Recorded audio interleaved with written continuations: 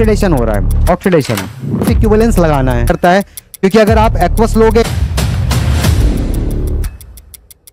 Hello guys, welcome to Raizen academy, myself Umesh Yadav. तो देखो आज हम नया चैप्टर स्टार्ट करने वाले हैं। मोल कंसेप्ट अपने पूरा पढ़ लिया है, ठीक है। तो आज हम नया चैप्टर करेंगे, कौन सा करेंगे? रिडॉक्स रिएक्शंस एंड इसी चैप्टर में हम वॉल्यूमेट्रिक एनालिसिस के बारे में बात करेंगे।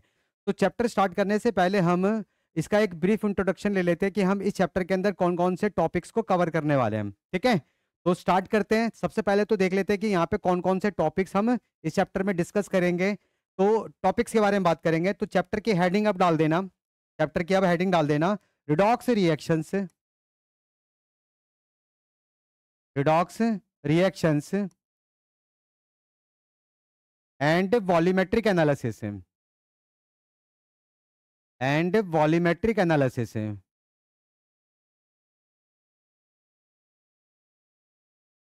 ठीक है भाई। तो देखते हैं कि भाई इस चैप्टर के अंदर हम कौन कौन से टॉपिक्स को कवर करेंगे। तो पहले तो हम रिडॉक्स रिएक्शंस के बारे में बात करेंगे। पहला क्या रहेगा हमारा? रिडॉक्स रिएक्शन ही रहेगा, रिडॉक्स रिएक्शंस। कि रिडॉक्स रिएक्शन क्या होता है उसके बारे में बात करेंगे, ठीक है।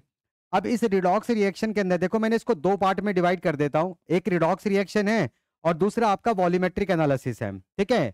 तो मेन आपके इस चैप्टर के अंदर दो ही टॉपिक्स हैं, एक रिडॉक्स रिएक्शन के बारे में होगा और दूसरा आपका वॉल्यूमेट्रिक एनालिसिस के बारे में होगा, ठीक है। तो पहले देख लेते हैं कि रिडॉक्स रिएक्शंस में हम कौन कौन से टॉपिक्स करने वाले हैं, मतलब कौन कौन सी चीजें रिडॉक्स रिएक्शंस के अंदर हम पढ़ेंगे, ठीक है। तो इसमें क्या आ जाएगा आपका? फर्स्ट, पहले हम बात करेंगे कि ऑक्सीडेशन रिडक्शन क्या होता है। ऑक्सीडेशन, ऑक्सीडेशन एंड रिडक्शन, ठीक है भाई। तो सबसे पहला रहेगा जो कि आज की क्लास में हम डिस्कस करने वाले हैं कि ऑक्सीडेशन क्या होगा, रिडक्शन क्या होगा। दूसरा जो है वो आपका दूसरा दूसरा ऑक्सीडाइजिंग एजेंट, ऑक्सीडाइजिंग एजेंट जिसको हम ऑक्सीडेंट भी बोलते हैं, ऑक्सीडेंट एंड रिड्यूसिंग एजेंट। ये क्या होता है इसके बारे में भी डिस्कस करेंगे। एंड रिड्यूसिंग एजेंट,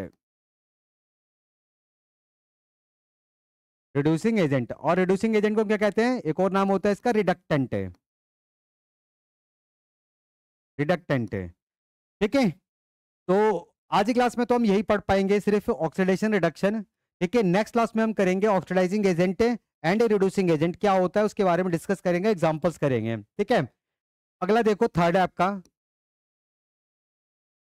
थर्ड है इसके बाद हम क्या पढ़ने वाले हैं? टाइप्स ऑफ रिडॉक्स रिएक्शंस देखेंगे, types of redox reactions, redox reactions. तो इसमें हम कौन कौन सी करने वाले हैं? इसमें हम कौन कौन सी करेंगे? फर्स्ट आपका आता है डिस्प्रपोर्शनेशन रिएक्शन। फर्स्ट क्या है आपका? डिस्प्रपोर्शनेशन रिएक्शन, डिस्प्रपोर्शनेशन रिएक्शन से। वैसे तो आपका ये कॉम्बिनेशन रिएक्शन भी होता है, डिकम्पोजिशन रिएक्शन भी होता है, डिस्प्लेसमेंट भी होता है। डिस्प्लेसमेंट में आपका metal displacement, non metal displacement या सिंगल डिस्प्लेसमेंट, डबल डिस्प्लेसमेंट है, तो वो भी होते हैं, वो भी हम कर लेंगे। पर मेन ये आप छोटी क्लास में पढ़ते आए हो, ठीक है, 9th और 10th में आपका ये आपने पढ़ रखा होगा। लेकिन जो अभी यहाँ पे आपको नया मिलेगा वो क्या? आपका डिस्प्रपोर्शनेशन रिएक्शन ये है। दूसरा क्या है? दूसरा है आपका कम प्रपोर्शनेशन रिएक्शन, दूसरा क्या है आपका? कम प्रपोर्शनेशन रिएक्शन, कम प्रपोर्शनेशन रिएक्शन से। तीसरा है आपका सी, तीसरा इंट्रामोलिकुलर, इंट्रामोलिकुलर रिडॉक्स रिएक्शन से, इंट्रामोलिकुलर रिडॉक्स रिएक्शन से।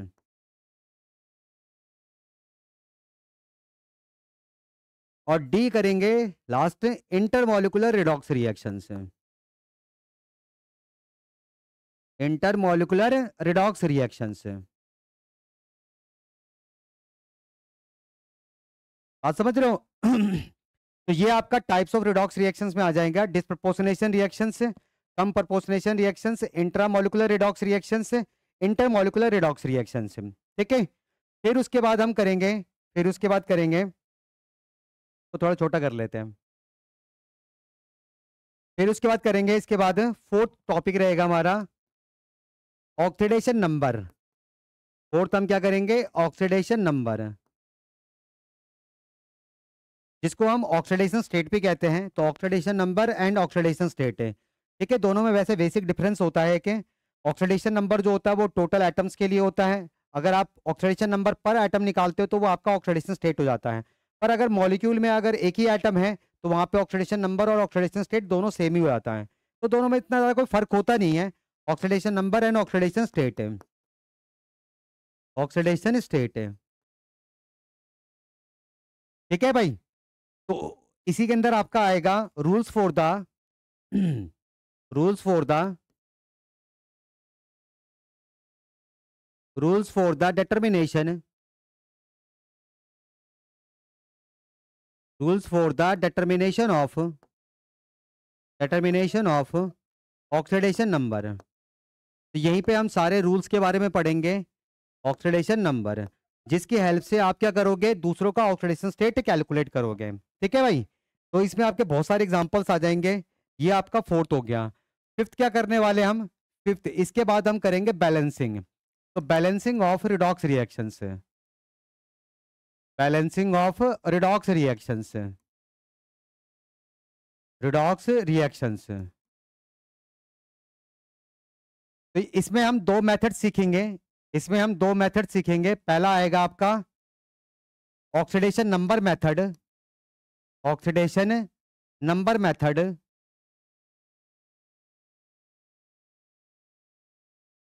और दूसरा रहेगा आपका ion electron method, ion electron method, जिसको हम हाफ रिएक्शन मेथड भी कहते हैं। इसको हम क्या कहते हैं, हाफ रिएक्शन मेथड,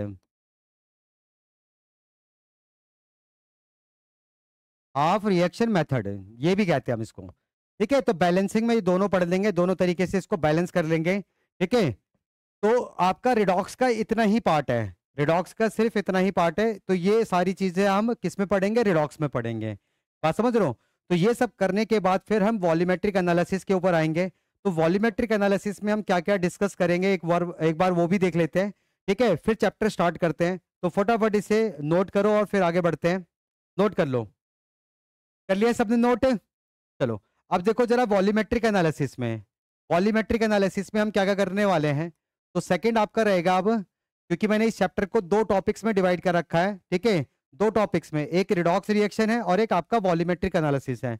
तो रिडॉक्स रिएक्शंस के अंदर हम क्या क्या कवर करने वाले हैं वो मैंने आपको बता दिया। अब देखते हैं कि वॉल्यूमेट्रिक एनालिसिस में हम क्या क्या कवर करने वाले हैं। वॉल्यूमेट्रिक एनालिसिस है, वॉल्यूमेट्रिक एनालिसिस है। तो इसमें सबसे पहले तो हम क्या पढ़ेंगे, इक्विवेलेंट कंसेप्ट पढ़ेंगे, इक्विवेलेंट कंसेप्ट।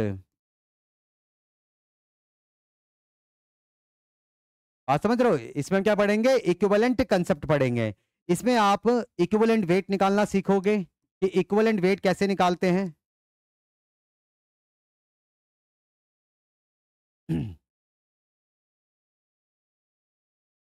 इक्विवेलेंट वेट कैसे निकालते हैं, इक्विवेलेंट वेट है। आप समझ रहे हो, इक्विवेलेंट वेट आपका तभी निकल पाएगा जब आपको एन फैक्टर पता होगा। तो मेन आपका क्या है, एन फैक्टर है। ठीक है, एन फैक्टर है। तो अलग अलग सब्सटेंस के लिए अलग तरीके से एन फैक्टर निकाला जाता है। अब क्योंकि आपने रिडॉक्स पढ़ लिया है तो अब आप सबका एन फैक्टर निकाल सकते हो। ठीक है, तो एन फैक्टर कैलकुलेशन देखेंगे। ठीक है, एन फैक्टर कैलकुलेशन, ये एन फैक्टर को कैसे कैलकुलेट करा जाता है। बात समझ रहे हो? तो ये इक्विवेलेंट कंसेप्ट में आ जाएगा। और फिर इसी में हम देखेंगे कि लॉ ऑफ इक्विवेलेंस क्या होता है। Law of equivalence, law of equivalence क्या कहता है, आप समझ रहे हो, लॉ ऑफ इक्विवेलेंस है। तो ये इक्विवेलेंट कंसेप्ट में आ जाएगा।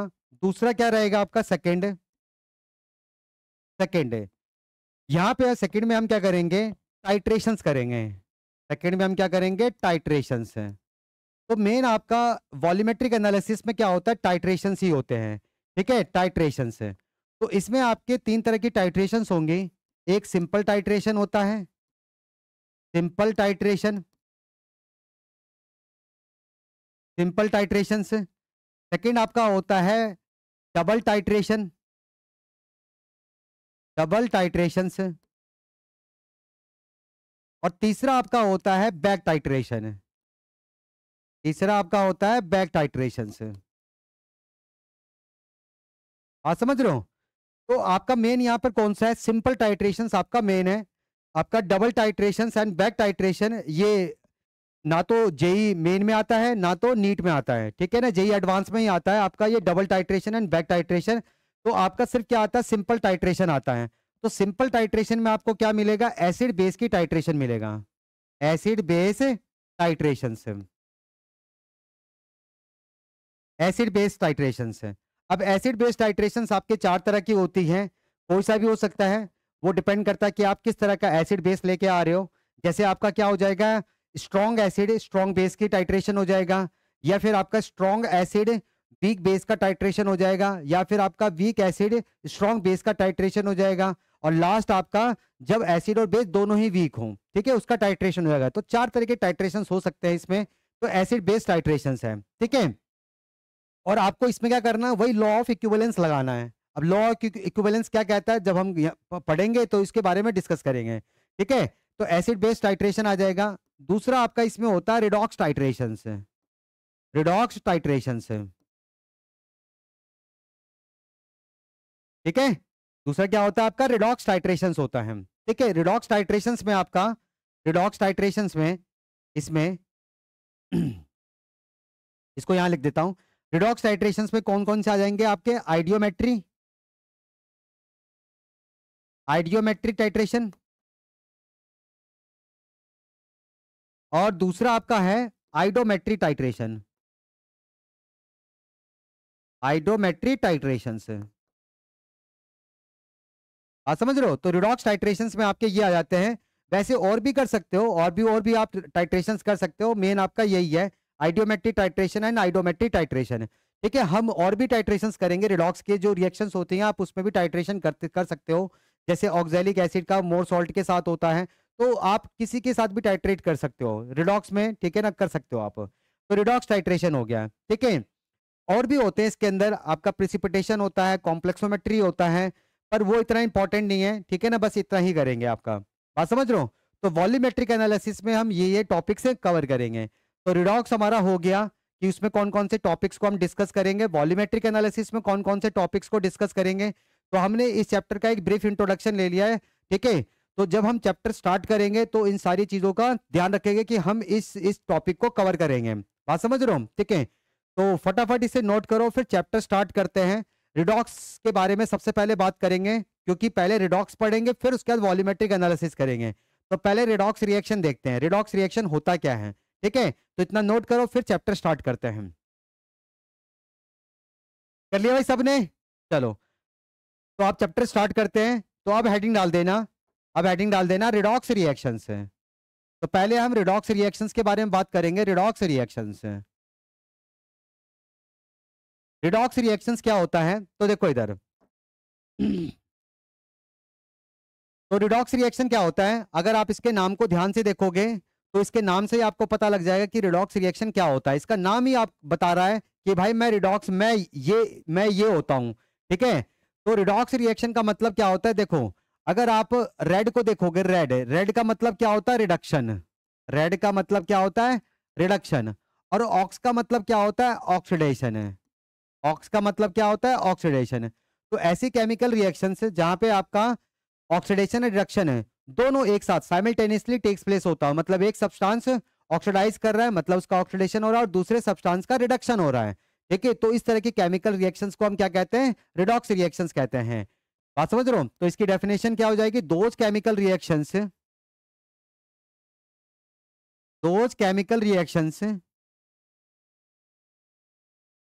इन which those chemical reactions in which oxidation and reduction, oxidation and reduction,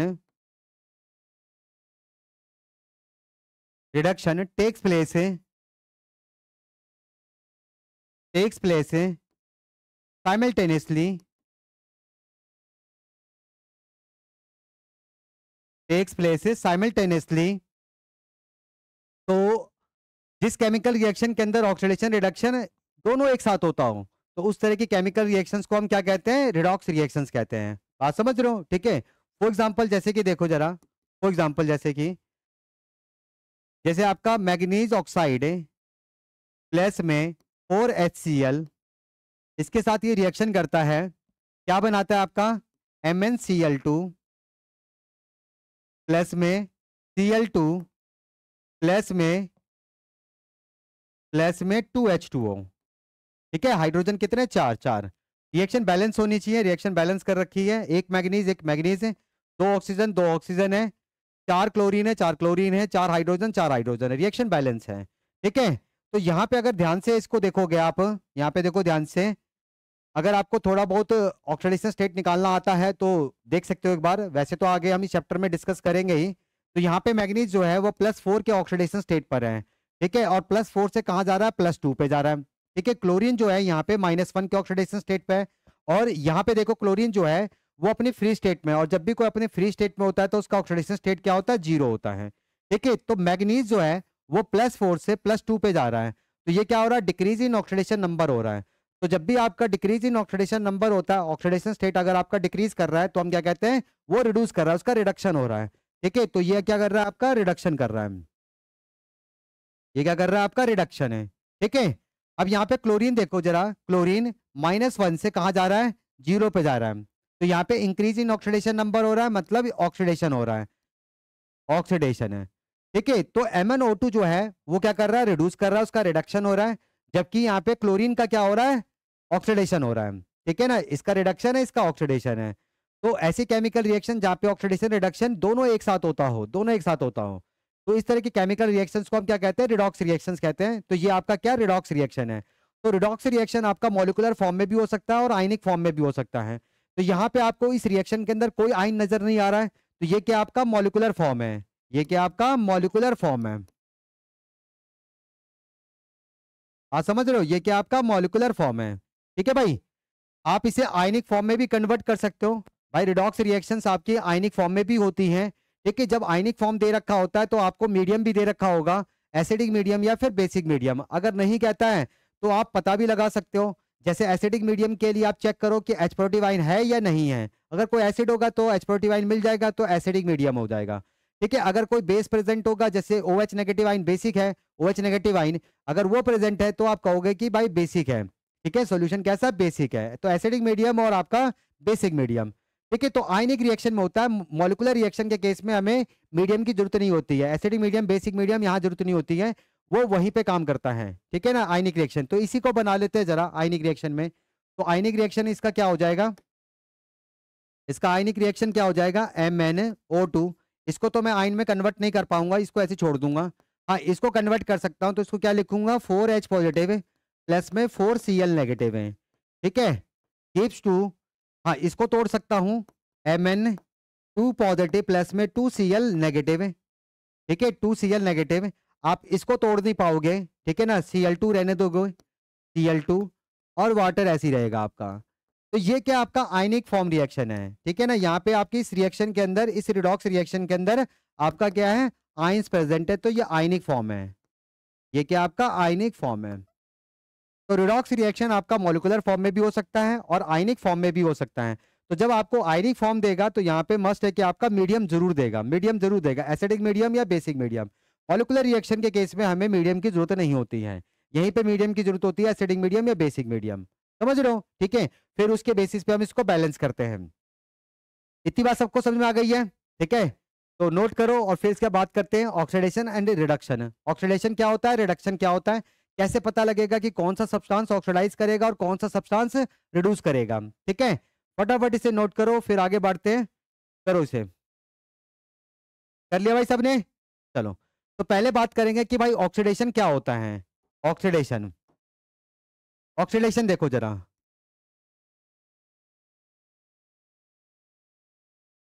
oxidation है, तो ऑक्सीडेशन क्या होता है? Oxidation is a process, oxidation is a process is a process which involves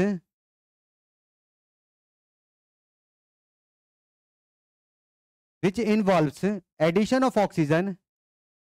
मैं आपको यहाँ पे ओल्ड कंसेप्ट भी लिखवा रहा हूँ और जो नया कंसेप्ट है वो भी लिखवा रहा हूँ, ठीक है। Which involves addition of oxygen,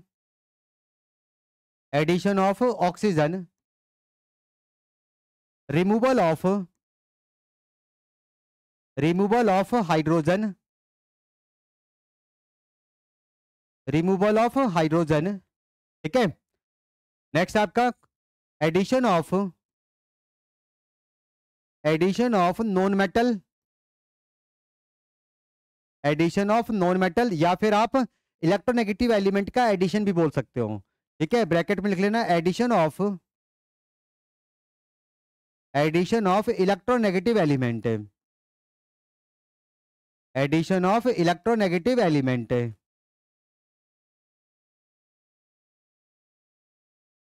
फिर नेक्स्ट है आपका रिमूवल ऑफ मेटल, या फिर इलेक्ट्रोपॉजिटिव एलिमेंट का रिमूवल ऑफ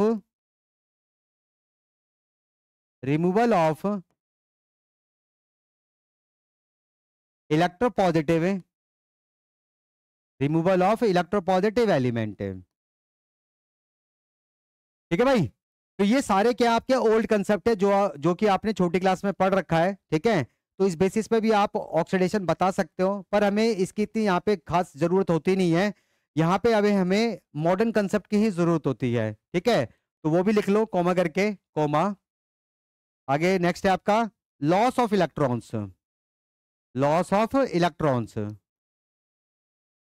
जब भी आपका इलेक्ट्रॉन लॉस होगा तो उसे हम क्या कहते हैं, डी इलेक्ट्रोनेशन कहते हैं, ठीक है। तो डी इलेक्ट्रोनेशन होगा तो हम कहेंगे कि वो सब्सटेंस ऑक्सीडाइज करता है, ठीक है, डी इलेक्ट्रोनेशन,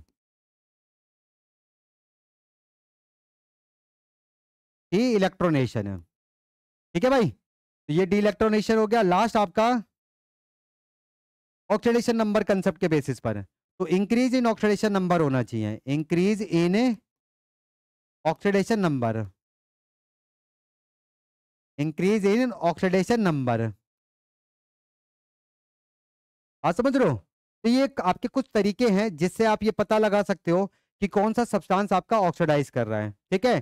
तो ये स्टार्टिंग के जो सारे आपके ये चार, ये आपके क्या ओल्ड कंसेप्ट है, ये आपका मॉडर्न कंसेप्ट है, आप समझ रहे हो, ठीक है। तो एक एक करके इनके बारे में एग्जाम्पल के साथ इनको समझेंगे, ठीक है।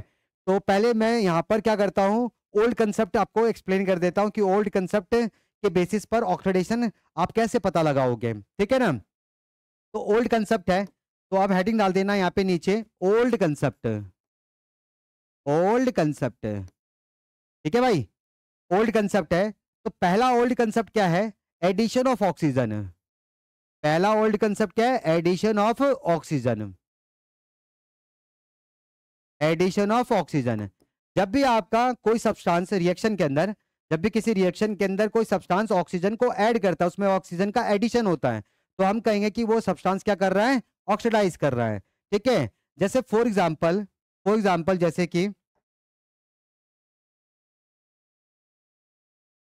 जैसे कि कार्बन प्लस में oxygen gives to carbon dioxide है, ठीक है। या फिर मैग्नीशियम प्लस में oxygen gives to magnesium oxide है, आप समझ रहे हो। तो यहाँ पे देखो क्या हो रहा है, कार्बन ऑक्सीजन को ऐड कर रहा है, कार्बन में ऑक्सीजन क्या हो रहा है, ऐड हो रहा है, उसका एडिशन हो रहा है, ठीक है। तो कार्बन यहाँ पे क्या कर रहा है, ऑक्सीडाइज कर रहा है। इसी तरीके से मैग्नीशियम में ऑक्सीजन का एडिशन हो रहा है, तो मैग्नीशियम क्या कर रहा है, ऑक्सीडाइज कर रहा है। तो जब भी कोई सब्सटेंस रिएक्शन के अंदर ऑक्सीजन का एडिशन करता है, ऑक्सीजन ऐड होता है, तो वो ऑक्सीडाइज होता है। तो addition of oxygen called oxidation, ठीक है। नेक्स्ट एग्जांपल देखो, अगला एग्जांपल है आपका, अगला क्या भाई, एडिशन ऑफ, सॉरी एडिशन नहीं, रिमूवल है। अगला क्या आपका, रिमूवल ऑफ हाइड्रोजन, ठीक है। अगर रिएक्शन के अंदर किसी सब्सटेंस में से हाइड्रोजन आपका रिमूव होता है, तो वो क्या हो करेगा, आपका ऑक्सीडाइज कर रहा है, ठीक है ना, ऑक्सीडाइज कर रहा है। तो इसका एग्जांपल देख लो, फॉर एग्जांपल जैसे कि हाइड्रोजन सल्फाइड इसकी रिएक्शन करा रहा हूँ क्लोरीन के साथ। तो जैसे ही आप हाइड्रोजन सल्फाइड को क्लोरीन के साथ रिएक्शन कराओगे तो क्लोरीन क्या करता है, इसमें से हाइड्रोजन को निकाल देता है, हाइड्रोजन को निकाल देता है और खुद ठीक है ना उसके साथ बॉन्ड बना लेता है। बात समझ रहे हो? तो यहाँ पे इस सल्फर में से क्या हुआ, हाइड्रोजन आपका रिमूव हो गया, तो सल्फर आपका क्या कर रहा है, ऑक्सीडाइज कर रहा है, सल्फर आपका ऑक्सीडाइज कर रहा है। तो ये क्या बनाता है, 2HCl प्लस में सल्फर। तो सल्फर यहाँ पे देख सकते हो इसमें से हाइड्रोजन निकला है, तो इसका क्या होगा, ऑक्सीडेशन हो रहा है। ठीक है, तो ये आपका रिमूवल ऑफ हाइड्रोजन हो गया, रिमूवल ऑफ हाइड्रोजन। अगला देखो जरा, नेक्स्ट क्या आपका, नेक्स्ट है आपका addition of non metal, addition of non metal, non metal या फिर इलेक्ट्रोनेगेटिव एलिमेंट का एडिशन। तो अगर रिएक्शन के अंदर किसी सब्सटेंस में नॉन मेटल क्या हो रहा है या इलेक्ट्रोनेगेटिव एलिमेंट आपका ऐड हो रहा है, ठीक है, ऐड हो रहा है, तो हम कहेंगे कि वो सब्सटेंस ऑक्सीडाइज कर रहा है, उसका ऑक्सीडेशन हो रहा है। ठीक है, तो इसका एग्जांपल देख लेते हैं। फॉर एग्जांपल जैसे कि FeCl2 प्लस में Cl2 gives to 2FeCl3, gives to 2FeCl3। अब यहाँ पे देखो आयरन में क्या हुआ, क्लोरीन आपका ऐड हो गया है, 2 क्लोरीन तो पहले से था, 2 क्लोरीन और आ गया। ठीक है, तो इसमें आपका क्या हुआ, इलेक्ट्रोनेगेटिव एलिमेंट यानी कि नॉन मेटल का एडिशन हुआ है। तो यहाँ पे आयरन क्या कर रहा है, +2 से +3 पे जा रहा है, मतलब ऑक्सीडाइज कर रहा है, ऑक्सीडाइज कर रहा है। पर अभी आपको ऑक्सीडेशन स्टेट से नहीं बताना है, तो जो आपके ओल्ड कंसेप्ट है उसके बेसिस पे बताना है, क्योंकि यहाँ पे नॉन मेटल इलेक्ट्रोनेगेटिव एलिमेंट का एडिशन हुआ है, तो आयरन आपका क्या कर रहा है, ऑक्सीडाइज कर रहा है, उसका ऑक्सीडेशन हो रहा है। ठीक है, तो ये तो हो गया आपका एडिशन ऑफ नॉन मेटल। अगला क्या आपका नेक्स्ट ओल्ड कंसेप्ट में, नेक्स्ट कौन सा आपका, removal of metal, removal of metal या फिर इलेक्ट्रोपॉजिटिव एलिमेंट का रिमूवल। तो रिएक्शन में अगर किसी सब्सटेंस में से मेटल आपका रिमूव होता है या इलेक्ट्रोपॉजिटिव एलिमेंट रिमूव होता है, तो आप क्या बोलोगे कि वो ऑक्सीडाइज कर रहा है, उसका ऑक्सीडेशन हो रहा है। ठीक है, इसका एग्जांपल देखो, फॉर एग्जांपल जैसे कि इसका एग्जांपल क्या हो जाएगा, 2 पोटेशियम आयोडाइड, इसकी मैं रिएक्शन करा रहा हूं किसके साथ, हाइड्रोजन पेरोक्साइड के साथ करा रहा हूं। ठीक है, तो हाइड्रोजन पेरोक्साइड जो है वो क्या करता है, यहां से आयोडीन जो आपका मेटल के साथ जुड़ा हुआ है, तो वो क्या करता है, इसमें से मेटल को निकाल देता है। ठीक है ना, और मेटल को इसमें से निकाल रहा है, तो यहाँ पे आयोडीन क्या करता है, आपका ऑक्सीडाइज करता है। ठीक है, तो यहाँ पे आपका हाइड्रोजन पेरोक्साइड जो है वो एज ए ऑक्सीडाइजिंग एजेंट की तरह काम कर रहा है। ठीक है, ऑक्सीडाइजिंग एजेंट की तरह काम कर रहा है, ये इसको ऑक्सीडाइज करता है। तो क्या बनाता है, 2 पोटेशियम हाइड्रोक्साइड प्लस में आयोडीन, आपका आयोडीन ही आ गया I2। ठीक है, तो आयोडीन में से आपका जो मेटल के साथ जुड़ा हुआ था वो मेटल आपका रिमूव हो गया, मेटल क्या हो गया, रिमूव हो गया। तो रिमूवल ऑफ मेटल क्या होता है, रिमूवल ऑफ मेटल क्या होता है, ऑक्सीडेशन। तो आयोडीन आपका ऑक्सीडाइज कर रहा है, ये -1 से 0 पे जा रहा है, तो ऑक्सीडेशन हो रहा है, ऑक्सीडेशन। ठीक है, तो ये सारे आपके क्या थे, ओल्ड कंसेप्ट थे। अब हम करेंगे मॉडर्न कंसेप्ट, ठीक है, जिसकी यहाँ पे जरूरत है, इसकी कोई जरूरत नहीं है इतनी। ठीक है ना, पर कई बार क्या होता है कि हम इसको भी थोड़ा बहुत यूज कर लेते हैं, आ जाता है पी ब्लॉक में जैसे यूज कर लेते हैं। ठीक है, तो ये सारी चीजें आपने 9th और 10th में आप ये सारी चीजें पढ़ चुके होंगे। ठीक है, जो आपको यहाँ पे करना है मॉडर्न कंसेप्ट, जैसे इलेक्ट्रॉनिक कंसेप्ट के बेसिस पर ऑक्सीडेशन क्या होता है या ऑक्सीडेशन नंबर कंसेप्ट के बेसिस पर ऑक्सीडेशन क्या होता है, तो उसके बारे में डिस्कस करेंगे। इतना नोट करो, फिर मॉडर्न कंसेप्ट के बारे में बात करते हैं। चलिए सबने भाई, चलो आगे देखो जरा, मॉडर्न कंसेप्ट के बारे में बात करते हैं। मॉडर्न कंसेप्ट है, मॉडर्न कंसेप्ट, तो अब नेक्स्ट हेडिंग डाल देना इसी के अंदर ही, मॉडर्न कंसेप्ट देखते हैं कि मॉडर्न कंसेप्ट के बेसिस पर ऑक्सीडेशन क्या होता है। मॉडर्न कंसेप्ट, तो इसमें आपका 2 आ जाएगा। पहला आपका आता है इलेक्ट्रॉनिक कंसेप्ट, पहला क्या आपका, electronic concept, electronic concept. Electronic concept क्या कहता है कि आपका इलेक्ट्रॉन का लॉस होना चाहिए, लॉस ऑफ इलेक्ट्रॉन, इलेक्ट्रॉन का क्या होना चाहिए, लॉस होना चाहिए, यानी कि डी इलेक्ट्रोनेशन होना चाहिए। क्या होना चाहिए, डी इलेक्ट्रोनेशन, डी इलेक्ट्रोनेशन। तो अगर रिएक्शन के अंदर कोई भी सब्सटेंस, अगर रिएक्शन के अंदर कोई भी सब्सटेंस इलेक्ट्रॉन को लूज कर रहा है, इलेक्ट्रॉन लॉस कर रहा है, ठीक है, मतलब उसका डी इलेक्ट्रोनेशन हो रहा है, तो आप क्या बोलोगे, उसका ऑक्सीडेशन हो रहा है, उसका क्या हो रहा है, ऑक्सीडेशन हो रहा है। तो इसके एग्जांपल्स देख लेते जरा, इसके एग्जांपल्स देख लेते। फॉर एग्जांपल जैसे कि हमें मालूम है कि जनरली मेटल की इलेक्ट्रॉन को लूज करने की टेंडेंसी होती है। ठीक है, जैसे अल्कली मेटल्स हैं, अल्कलाइन अर्थ मेटल्स हैं, ठीक है, 13 ग्रुप एलिमेंट है, जैसे एल्युमिनियम हो गया। ठीक है, तो अल्कली के वैलेंस इलेक्ट्रॉन्स कितने होते हैं? एक होते हैं। अल्कलाइन के दो होते हैं। तो एक या दो इलेक्ट्रॉन्स को लूज करना आसान होता है। आप समझ रहे हो? तो मेटल की जनरली इलेक्ट्रॉन को लूज करने की टेंडेंसी होती है, लेकिन कुछ मेटल्स ऐसे भी होते हैं जो इलेक्ट्रॉन को गेन भी करते हैं, ऐसी बात नहीं है, गेन भी करते हैं। ठीक है, पर जनरली कह रहा हूं कि मेटल की इलेक्ट्रॉन को लूज करने की ही टेंडेंसी होती है। ठीक है, जैसे सोडियम ले रहा हूं, sodium Na gives to Na positive plus 1 electron. तो यहाँ पे सोडियम क्या कर रहा है? आपका ऑक्सीडाइज कर रहा है, क्योंकि वो इलेक्ट्रॉन को लूज कर रहा है।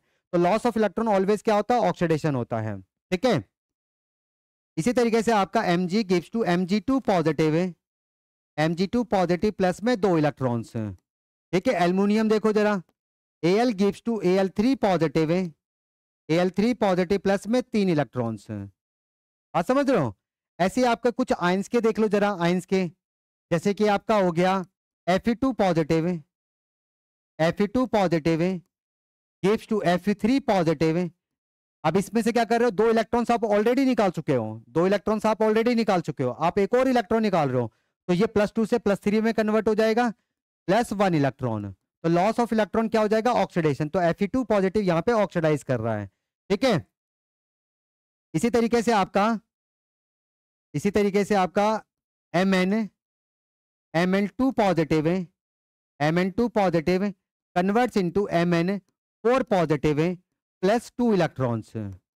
ठीक है, +2 इलेक्ट्रॉन्स। अब मैग्नीज में देखो, दो इलेक्ट्रॉन्स पहले निकाल चुके हो आप, यहाँ से +2 है, दो इलेक्ट्रॉन्स और निकाल रहे हो, तो +2 से +4 में कन्वर्ट हो जाएगा। ठीक है, इसी तरीके से आपका टिन का भी होता है, +2 से किस में कन्वर्ट हो जाता है? +4 में। ठीक है, bye releasing 2 electrons, bye releasing 2 electrons. बात समझ रहे हो? ठीक है, अब जरा कुछ ये तो कटाइन के हो गए, कुछ अनाइंस के देख लो जरा, कुछ अनाइंस के देख लो जरा। यहाँ पे जैसे मैं यहाँ पे क्या कर रहा हूँ, ये आपने इलेक्ट्रोकेमिस्ट्री में पढ़ा होगा।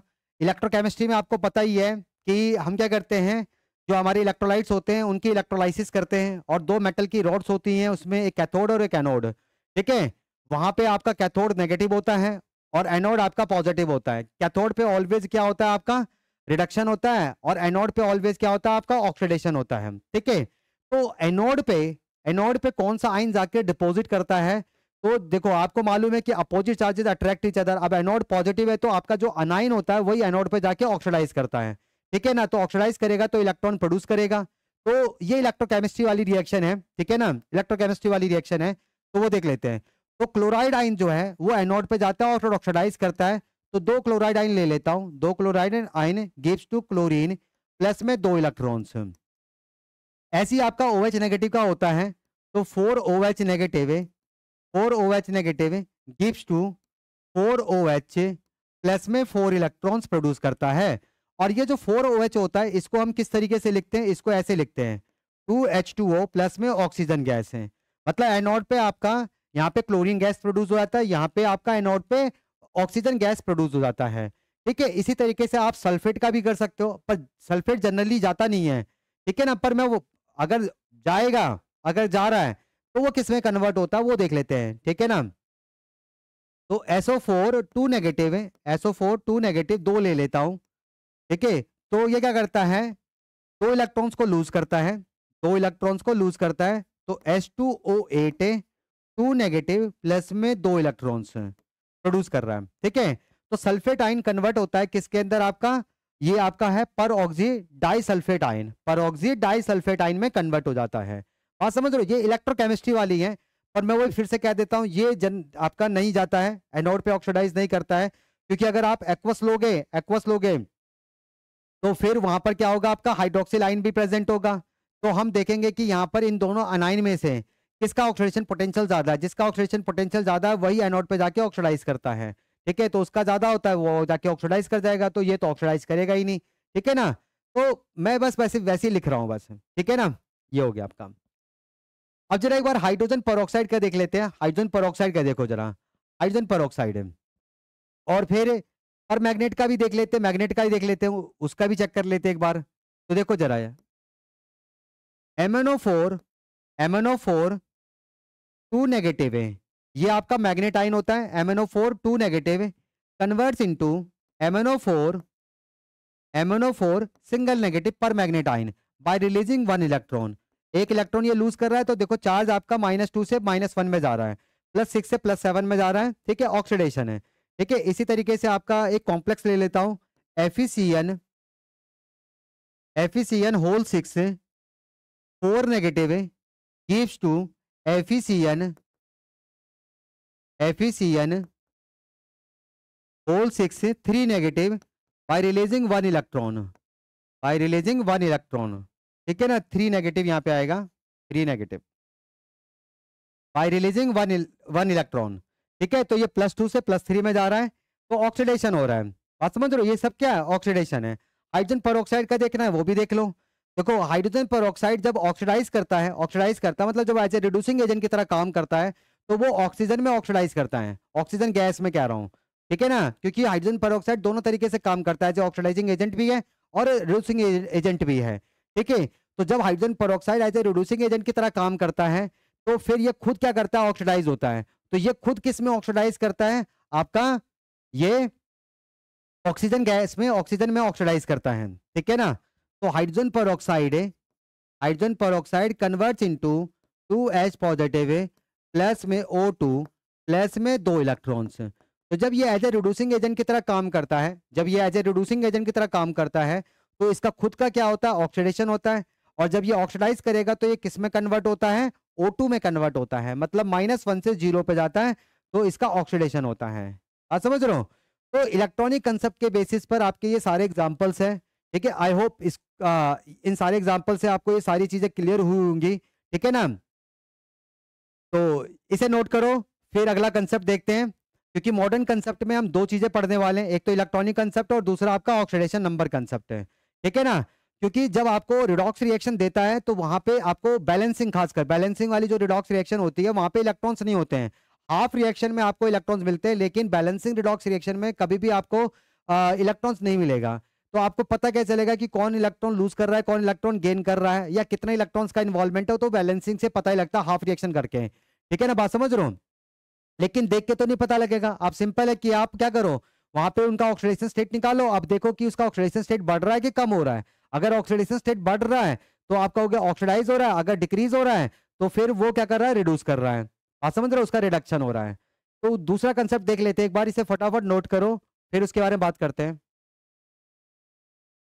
कर लिया सबने भाई, चलो आगे देखो अगला। नेक्स्ट है आपका सेकेंड है आपका ऑक्सीडेशन नंबर कंसेप्ट। सेकेंड है आपका ऑक्सीडेशन नंबर कंसेप्ट, और ये क्या कहता है, ऑक्सीडेशन कब होगा, जब आपका इंक्रीज इन ऑक्सीडेशन नंबर होगा, इंक्रीज इन ऑक्सीडेशन नंबर होगा, increase in oxidation number.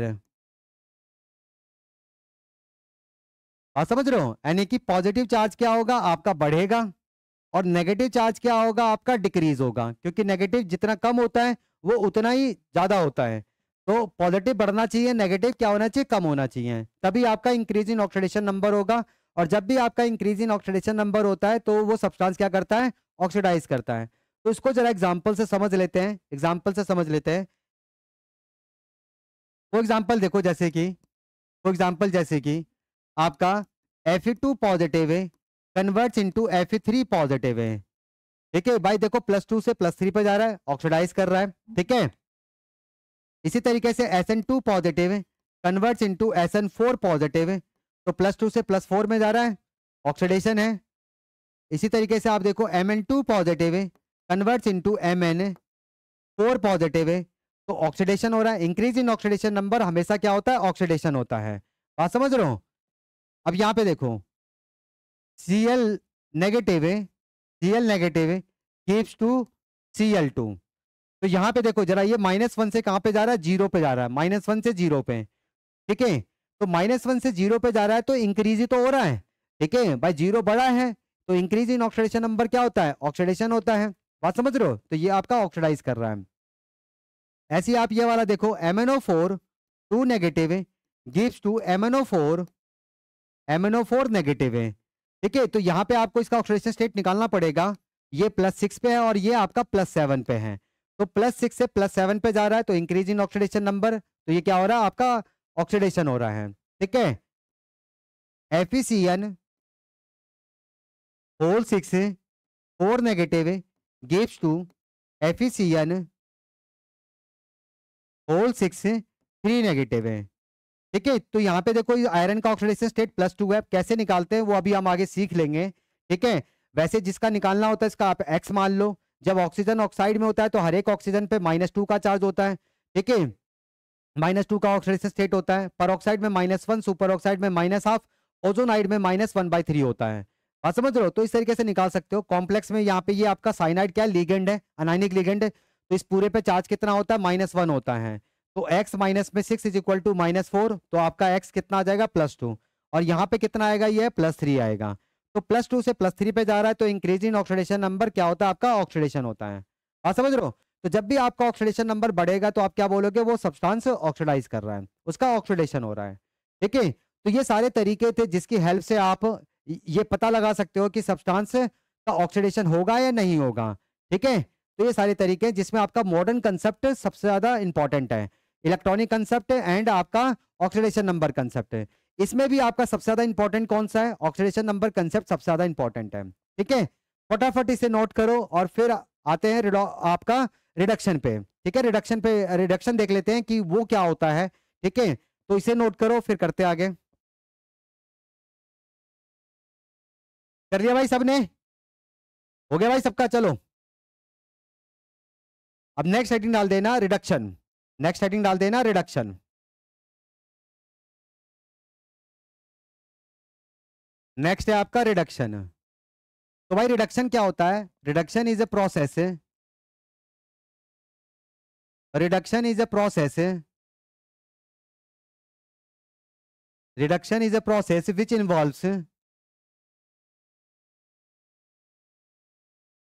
Involves addition of hydrogen.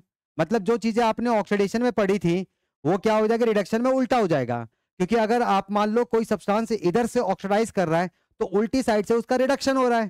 ठीक है, तो ऑक्सीडेशन रिडक्शन दोनों क्या होते हैं, उल्टे होते हैं, याद रखना। अगर फॉरवर्ड आपका ऑक्सीडेशन है तो बैकवर्ड क्या होगा, रिडक्शन होगा। अगर फॉरवर्ड आपका रिडक्शन है तो बैकवर्ड क्या होगा, ऑक्सीडेशन होगा। इतनी बात याद रखना, ठीक है ना। तो reduction is a process which involves addition of hydrogen, addition of hydrogen. यहां पे हाइड्रोजन क्या होता है, ऐड होता है। ठीक है, comma removal of oxygen, removal of oxygen, oxygen का रिमूवल होता है। ठीक है, अगला next addition of metal, metal का एडिशन होता है या फिर इलेक्ट्रोपॉजिटिव एलिमेंट का एडिशन होता है। Addition of electropositive element, addition of electropositive element, electropositive element का एडिशन है। ठीक है, अगला है आपका removal of non metal, removal of non metal, non metal का रिमूवल या फिर इलेक्ट्रोनेगेटिव एलिमेंट का removal, removal of electronegative element, removal of electronegative element. तो जो भी चीजें आपने ऑक्सीडेशन में पड़ी थी रिडक्शन में क्या हो गया, उल्टा हो गया है, रिडक्शन में क्या हो गया है, उल्टा हो गया। ठीक है ना, तो ये आपका सारा क्या है, ओल्ड कंसेप्ट है। तो न्यू कंसेप्ट क्या है, जैसे आपका इलेक्ट्रॉनिक कंसेप्ट है, ऑक्सीडेशन नंबर कंसेप्ट, उसके बेसिस पे क्या होगा। तो यहाँ पे क्या होता है, gain of electrons, gain of electrons. और जब भी इलेक्ट्रॉन्स का गेन होता है तो हम क्या कहते हैं, इलेक्ट्रोनेशन कहते हैं। क्या कहते हैं, इलेक्ट्रोनेशन, इलेक्ट्रोनेशन। ठीक है, अब इसके बाद क्या है आपका and decrease in oxidation number, and decrease in oxidation number. वहां पे इंक्रीज होता है, यहां पे क्या होता है, डिक्रीज होता है, डिक्रीज इन ऑक्सीडेशन नंबर। आप समझ रहे हो? तो इन सारे तरीके से आपको पता लग जाएगा कि कौन सा सब्सटेंस आपका रिड्यूस कर रहा है। पर आपको मैंने बताया ना, ओल्ड कंसेप्ट की इतनी ज्यादा नीड होती ही नहीं है, आपको मॉडर्न कंसेप्ट पता होना चाहिए। मॉडर्न में भी आपको ऑक्सीडेशन नंबर कंसेप्ट पता होना चाहिए। ठीक है भाई, तो एक एक करके जरा इसके एग्जांपल्स कर लेते हैं। तो पहले ओल्ड कंसेप्ट के एग्जांपल्स देख लेते हैं, फिर इसके बाद मॉडर्न कंसेप्ट के देखेंगे। तो पहले देखो ओल्ड कंसेप्ट देख लो जरा। Old concept, old concept, old concept देखो जरा। तो पहला ओल्ड कंसेप्ट क्या है भाई आपका? पहला क्या है आपका? Addition of hydrogen. यहाँ पे हाइड्रोजन का क्या होता है? एडिशन होता है। लेकिन रिडक्शन में क्या होता था? हाइड्रोजन का रिमूवल होता था। ठीक है ना? हाइड्रोजन का यहाँ पे एडिशन है।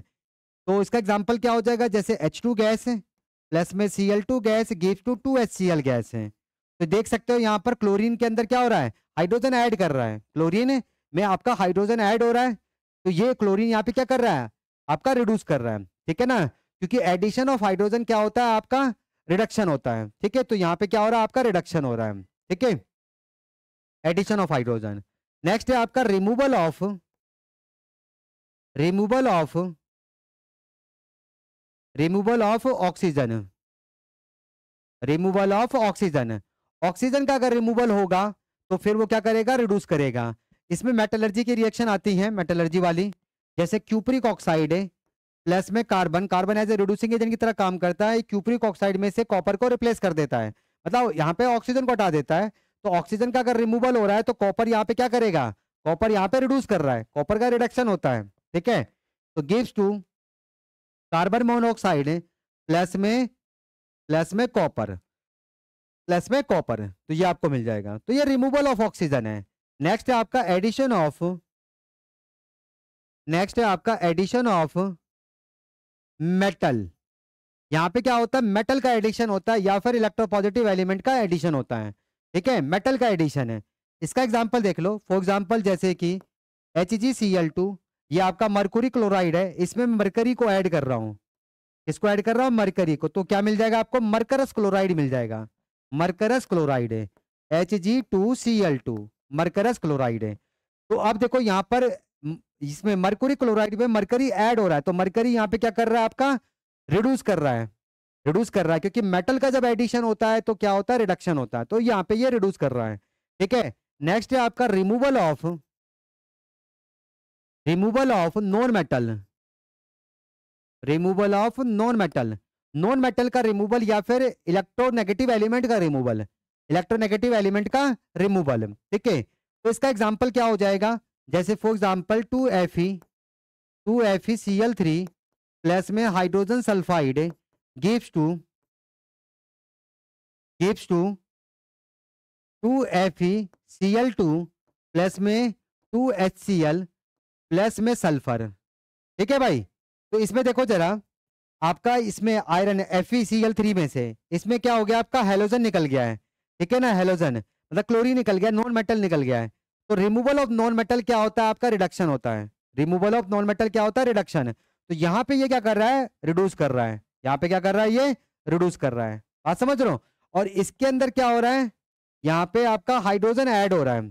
ठीक है ना? क्लोरीन के साथ आपका हाइड्रोजन ऐड हो रहा है। क्लोरीन के साथ आपका हाइड्रोजन क्या कर रहा है? ऐड हो रहा है। या नहीं, ऐसे ऐसे बोलो। ठीक है ना? इसमें ऐड नहीं हो रहा, मतलब ये कह सकते हो कि सल्फर में से आपका हाइड्रोजन रिमूव हो रहा है। तो रिमूवल ऑफ हाइड्रोजन क्या हो जाएगा? आपका ऑक्सीडेशन हो जाएगा। तो ये आपका ऑक्सीडाइज कर रहा है, ये आपका ऑक्सीडाइज हो रहा है, सल्फर यहाँ पे ऑक्सीडाइज कर रहा है। ठीक है, और यहाँ पे आपका ये जो आयरन है ये क्या कर रहा है? आपका रिड्यूस कर रहा है, क्योंकि यहाँ पे आपका नॉन मेटल निकल गया है। तो रिमूवल ऑफ नॉन मेटल क्या होता है? रिडक्शन। और यहाँ पे आपका हाइड्रोजन का रिमूवल हुआ, तो रिमूवल ऑफ हाइड्रोजन क्या होता है? आपका ऑक्सीडेशन होता है। तो ये ऑक्सीडाइज कर रहा है। आप समझ रहे हो? तो ये आपके क्या हो गए? सारे के सारे ओल्ड कंसेप्ट हो गए हैं। सारे सारे क्या हो गए? आपके ओल्ड कंसेप्ट है। ठीक है, इसे फटाफट नोट करो, फिर मॉडर्न कंसेप्ट के बारे में बात करते हैं। ठीक है, जिसमें इलेक्ट्रॉनिक कंसेप्ट और ऑक्सीडेशन नंबर कंसेप्ट दोनों आ जाएगा। ठीक है भाई, करो इसे नोट, फिर आगे करते हैं। हो गया भाई सबका? चलो, अब जरा देखो मॉडर्न कंसेप्ट देख लेते हैं। मॉडर्न कंसेप्ट,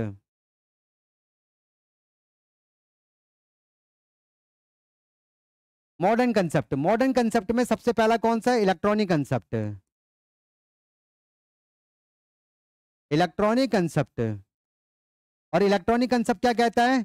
कि आपका रिडक्शन होने के लिए इलेक्ट्रॉन्स का गेन होना चाहिए। तो gain of electrons, gain of electrons. ठीक है, मतलब इलेक्ट्रोनेशन होना चाहिए। क्या होना चाहिए? इलेक्ट्रोनेशन। इलेक्ट्रोनेशन होना चाहिए। इसके जरा एग्जांपल्स देख लेते हैं। फॉर एग्जांपल जैसे कि फॉर एग्जांपल्स तो आपको मालूम है कि जनरली नॉन मेटल्स की इलेक्ट्रॉन्स को गेन करने की टेंडेंसी होती है, ठीक है। तो जैसे मैं यहाँ पे क्लोरीन ले रहा हूँ, एक इलेक्ट्रॉन गेन करता है और Cl नेगेटिव में कन्वर्ट हो जाता है। तो गेन ऑफ इलेक्ट्रॉन क्या होता है? रिडक्शन होता है। ऑक्सीजन 2 इलेक्ट्रॉन गेन करता है, O2 नेगेटिव में कन्वर्ट होता है ऑक्साइड में। नाइट्रोजन 3 इलेक्ट्रॉन्स गेन करता है और नाइट्राइड में कन्वर्ट हो जाता है। नाइट्राइड में कन्वर्ट हो जाता है। बात समझ रहे हो? तो ये क्या आपका सब क्या है? रिडक्शन है, ठीक है। मैंने आपको बताया था कि आपका ऑक्सीडेशन रिडक्शन दोनों उल्टे होते हैं। अगर फॉरवर्ड ऑक्सीडेशन है तो बैकवर्ड क्या होगा? रिडक्शन होगा। तो जो आपने एग्जांपल्स ऑक्सीडेशन में पढ़े थे, अगर आप उसका उल्टा कर दोगे तो आपको क्या मिलेगा? रिडक्शन मिलेगा, ठीक है। तो कर लो भाई। तो क्या हो जाएगा? Fe3 पॉजिटिव है, ये एक इलेक्ट्रॉन गेन करता है, Fe2 पॉजिटिव में कन्वर्ट हो जाता है, ठीक है। इसी तरीके से Mn4 पॉजिटिव है, 2 इलेक्ट्रॉन्स गेन करता है और किस में कन्वर्ट हो जाता है? Mn2 पॉजिटिव में कन्वर्ट हो जाता है। Sn4 पॉजिटिव है, 2 इलेक्ट्रॉन्स गेन करता है और कन्वर्ट हो जाता है किसमें? Sn2 पॉजिटिव में कन्वर्ट हो जाता है। हाँ समझ लो, तो मैंने उसका उल्टा किया है। इसी तरीके से इसका देख लो जरा।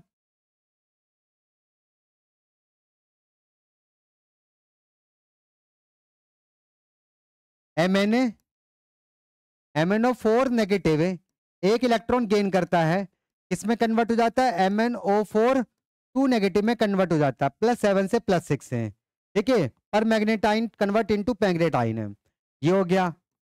कॉम्प्लेक्स वाला देखो, FeCN6 है, 3 नेगेटिव है, एक इलेक्ट्रॉन गेन करता है और कन्वर्ट हो जाता है किसमें? FeCN6 है, 4 नेगेटिव में कन्वर्ट हो जाता है। तो उसी का उल्टा किया मैंने, है ना भाई? उसका उल्टा हो गया आपका। तो ये सब क्या है? आपका रिडक्शन है। ये सब क्या है? आपका रिडक्शन है, ठीक है। इसमें जरा यहाँ पे देख लो, आयोडीन का भी देख सकते हो। आयोडीन देख लो, जैसे आयोडीन है, आयोडीन 2 इलेक्ट्रॉन्स गेन करता है। आयोडीन 2 इलेक्ट्रॉन गेन करता है, मॉलिक्यूल है, 2 इलेक्ट्रॉन गेन कर रहा है, ठीक है। तो 2I नेगेटिव में कन्वर्ट हो रहा है, आयोडाइड में कन्वर्ट हो रहा है। इसी तरीके से Cl2 का भी देख सकते हो, Cl2 2 इलेक्ट्रॉन्स गेन कर रहा है, कन्वर्ट हो रहा है, 2Cl नेगेटिव में कन्वर्ट हो रहा है, ठीक है ना भाई। अब जैसे मैं O2 का अगर एग्जांपल लेता हूँ, O2, ठीक है। तो O2 भाई यहाँ पे 4 इलेक्ट्रॉन्स गेन करेगा। O2 कितने इलेक्ट्रॉन्स गेन करेगा? 4 इलेक्ट्रॉन्स गेन करेगा। तो किस में कन्वर्ट हो जाएगा? 2O2 नेगेटिव में कन्वर्ट हो जाएगा। 4 नेगेटिव 4 नेगेटिव, सही है भाई, ठीक है। ऐसे ही आप हाइड्रोजन का देख सकते हो, H पॉजिटिव है, 2 ले लेता हूँ, तो ये 2 इलेक्ट्रॉन्स गेन करता है और H2 में कन्वर्ट हो जाता है। H2 में कन्वर्ट हो जाता है। आप समझ रहे हो? तो यहाँ पे देखो, ये मॉलिक्यूल इस गेन कर रहे हैं, यहाँ पे आयन कर रहा है। H पॉजिटिव 2 इलेक्ट्रॉन गेन करेगा तो मॉलिक्यूल में कन्वर्ट हो जाएगा। मॉलिक्यूल में +1 से 0 पे जा रहा है, क्या हो रहा है? रिडक्शन हो रहा है। तो ये सब क्या है? आपका रिडक्शन है। सब क्या है? आपका reduction. Gain of electrons always क्या होता है? आपका रिडक्शन होता है। तो ये आपका मॉडर्न कंसेप्ट में पहला हो गया, इलेक्ट्रॉनिक कंसेप्ट। इसे नोट करो। फिर नेक्स्ट करते हैं ऑक्सीडेशन नंबर कंसेप्ट। कर लो भाई नोट। कर लिया सबने भाई? चलो अगला देखो, लास्ट इसका। नेक्स्ट है आपका oxidation number concept. Oxidation number concept.